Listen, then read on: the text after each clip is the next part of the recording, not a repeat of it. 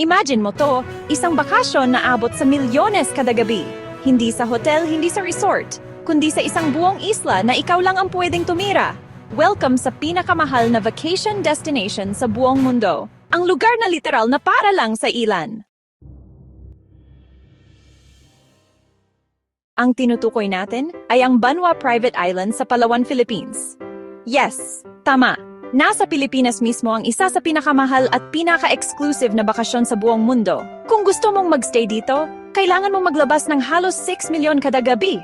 Ang buong isla ay 15 acres ng purong paraiso, may 6 na ultra-luxury villas, private beach, infinity pool, at sarili mong staff. Pero teka, hindi lang yan simpleng staff.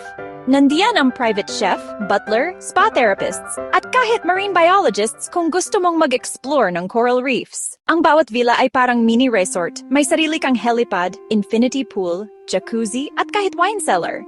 At syempre, hindi mo kailangang maghintay ng taxi, kasi may sarili kang helicopter o seaplane service papunta sa isla.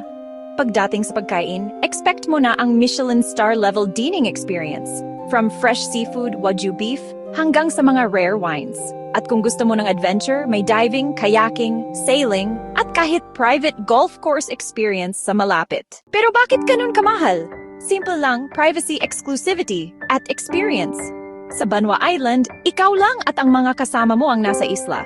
Walang paparazzi, walang ingay, at walang ibang turista. Ito ang lugar kung saan nagpupunta ang mga bilyonaryo, celebrities, at royals na gusto lang magpahinga mula sa mundo. Kung gusto mo ng total peace, luxury at kalayaan, ito ang ultimate definition ng escape. Pero kung medyo on a budget ka, gaya nating lahat, don't worry, kahit hindi mo pa ma-afford ang ganitong vacation, inspiration ito na pahalagahan ng experience, hindi lang ang presyo.